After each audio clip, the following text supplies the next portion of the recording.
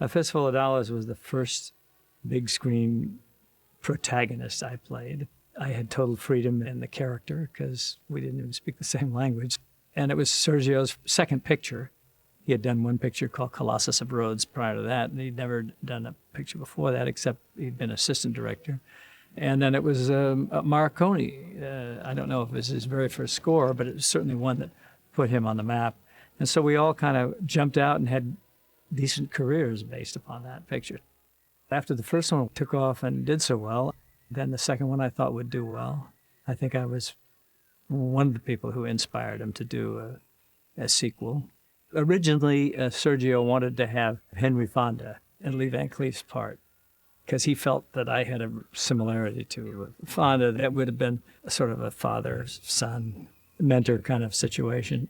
He couldn't get Henry Fonda, and at that time he couldn't get anybody. Nobody knew Sergio, and the dollar pictures hadn't come out and been as effective as they were a few months later than that.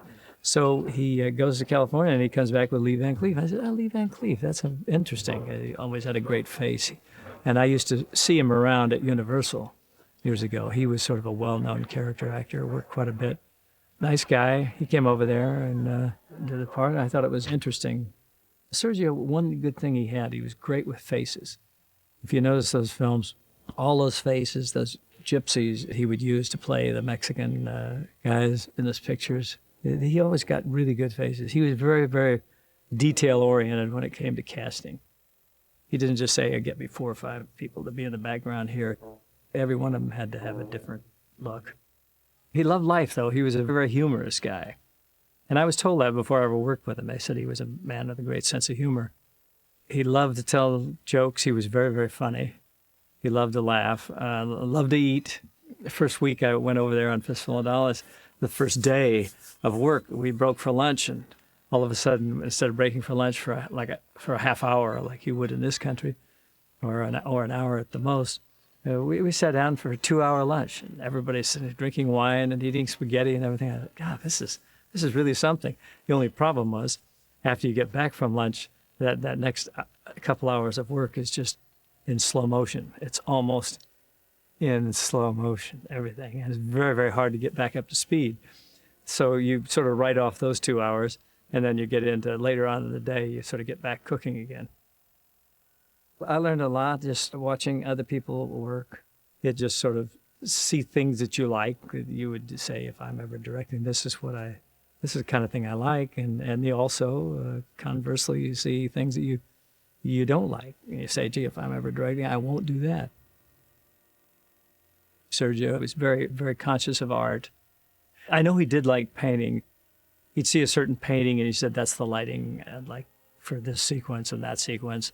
Sometimes he'd show me a picture and say, this is the kind of thing I'd like to duplicate here.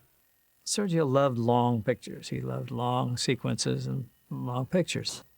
But if you're just telling a long picture to produce more production value, I think you can shorten some of that down. If you have a really depthy story and you need to have that time, then that's fine. And that's where he and I would differ, I suppose. He was a guy who was trying to become much more of a big production type director. He wanted to be David Lean. I, on the other hand, was trying to go for a smaller picture. I just wanted to do smaller character-driven things because selfishly I was coming from the actor's point of view at that particular time. When we were doing Good, Bad, and Ugly, Sergio talked about doing Once Upon a Time in the West. I just thought I'd done enough of that style. I just didn't want to repeat myself too many times. But I thought it was time to come back here in this country and work on some other type projects. I don't know why. There was no great intellectual strategy. There was just, it just felt that it was time to come back. I got involved with the Leone very simply because for a Fistful of Dollars opened in Italy with great success. So I approached him and I told him that I want to do something with him. At that point, he told me that he had offered me for a Fistful of Dollars and gave the script to somebody who was working for me at that time. But this man didn't like Leone, so he didn't tell me that Leone wanted to do the film with me. And so that's the way it started. At that point, I approached Sergio after For a Fistful of Dollars was released in Italy. He called me and he said, I'm not completely happy with the script. Secretly, I rewrote many things, yes, especially dialogues. That was the way to work. The original script is Italian double count style. And everything is in it. It looks like a script you find on the internet after the movie. Everything is in it, even every move of the camera. I used to say a funny thing. I used to say, think of these people talking like in Roman dialect. Trastevere, because it's true. It's translated from, very ironically, from Roman dialect. Many, many things. Yeah. We understood the kind of humor of the dialogues, what he called indirect, not direct. For instance, you know, in the final scene when Clint counts the money. And that was an idea of mine, because he just said the names. But I said he's a bounty killer, so he makes the sum of the money. In January of 1965, Sergio and I went to Los Angeles to discuss with the Clint, his agent, the deal for a few dollars more. And in that occasion, we wanted to cast the role of Lee Van Cleef. Lee Van Cleef told me that Leone and his brother-in-law were at a restaurant in Hollywood. They came to find an actor for that part. And Leone looked up at the bar and he said, there he is. I know that actor. Can you go talk to him and tell him to come over? So he brought him over, and Sergio looked at him. He said, listen, he said, translate to you. Ask him if he can leave Sunday for a movie in Italy. That must have been on a Friday night. Lee Van Cleef said, I can leave now. I'd do it with pleasure. Leone recognized them. The actors with small parts were more interesting than the leads then. He was an extraordinary human being. So sweet, so nice. And he loved Sergio. He was grateful to Sergio. He was so nice, you know. He couldn't slap a woman. He said, I cannot slap a woman. Actually, the actress said, oh, come on, I'm an actress. The actors trusted him. At that point, he had such a tremendous reputation. They looked terrific on the screen because he gives you the closest close-up you can get. What more can an actor want than that? The whole screen, your eyes, and, you know, actors have to show their eyes to prove how good they are. Leone did that. He got Klaus Kinski, who, he wanted that wild look. And Kinski was like that. He didn't have to act it. The Italian actor who dubbed Clint was Enrico Maria Salerno, a very good theater actor. He was the one who dubbed him with us, you know, that kind of slow voice. So Clint, watching the Italian dubbing, took that for the other movie. Because if you look at Fistful of Dollars and A Few Dollars More, you notice that in A Few Dollars More, they start to talk so slowly, and it comes from Salerno. It was just smart. You learned a lot. Ennio Morricone wrote the music of both films before that they were shot, reading the scripts. And Sergio many times was playing the music while shooting. So a big component of the Sergio's films has been Morricone's music. Also with Morricone was close work together. For instance, Morricone said, but it's nothing, there's an empty street. They say, here I want something, a nervous nose, something so. The little thing of Morricone was born this way. I remember how was born the theme of Tiroliro. Yeah, because I was in the moviola with Morricone and Leone, and Leone said to Morricone, here I want something classical. But I want also that Mexican trumpet, and so Johann Sebastian Bach and the Gayo. The style of Sergio was epic. He had directed other films before, historical films, but in general he liked the epic films. I don't know if he wanted to be like David Lean, but certainly he had in his mind the work of the best directors of the world. And he thought that he was a great director himself already, and he was.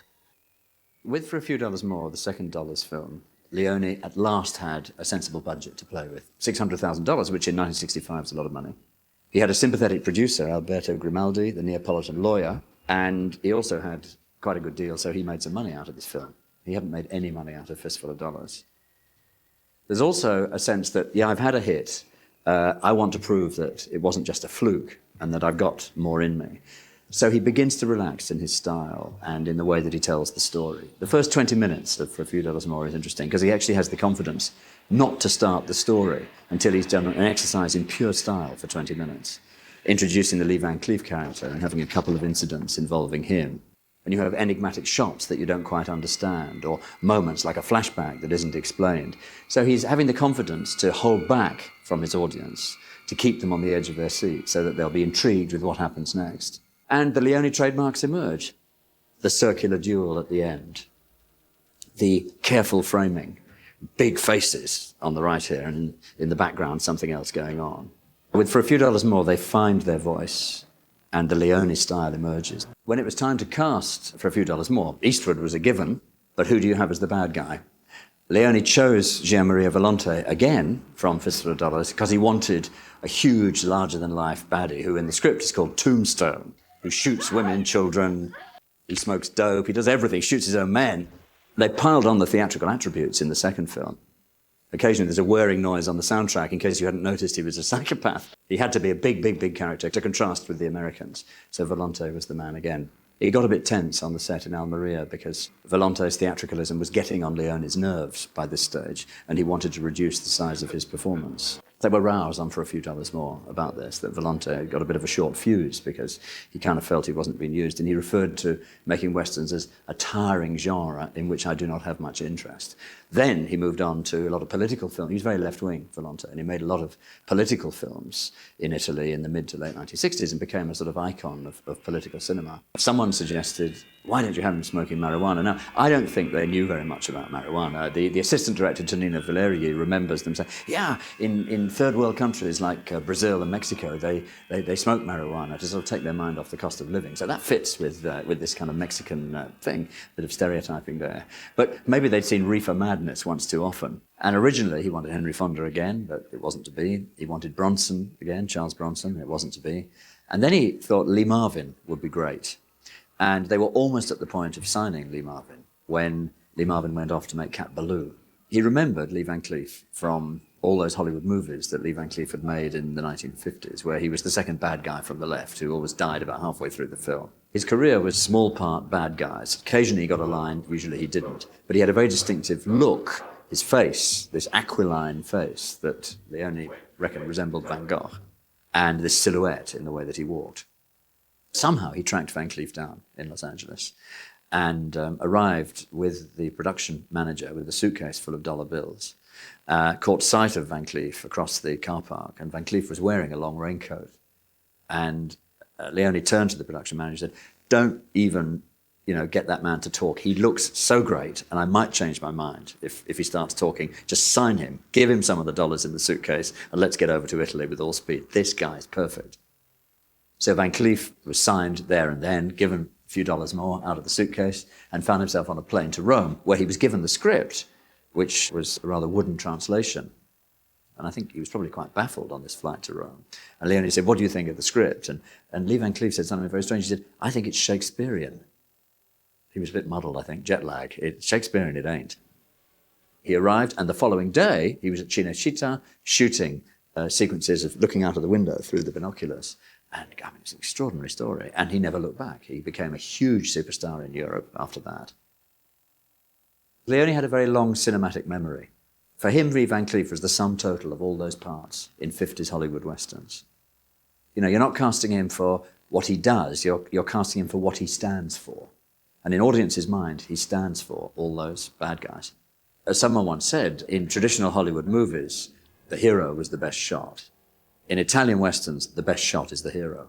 He was short of stature, Leone, and he wore a funny cowboy hat and thick glasses and, you know, looked a bit like Yosemite Sam. And it must have been a rather bizarre thing, this little tubby Roman guy being a huge macho hero. But he'd acted out, watch me, Clint, watch me, Lee, you know, and all this sort of thing. And in the process, he would Romanize the character. That if on the page it looked just like, you know, your common or garden Hollywood hero, in the acting out, it became a Roman villain. Someone who's a bit sly, a bit on the take, and has a bit of a twinkle in his eye. He's a trickster, a rogue, a lovable rogue, a sort of harlequin figure from culture. And I think in miming, it came through in showing the actors what he wanted. Watch me, Clint. And Clint was watching. But at a deeper level, what's mocked in all his films is the religious iconography of the Southwest. I associated Westerns with the Middle West, with Wyoming or with the Rockies or with Cheyenne territory. What I hadn't associated the West with was bells and crucifixes and coffins and bell towers and baroque angels and cemeteries and all the paraphernalia of the Southwest. And that iconography is very, very strong in Leone's films from the word go. But it isn't just that. He then goes one step further and mocks all those symbols. So don't think for a minute that the church provides a moral alternative.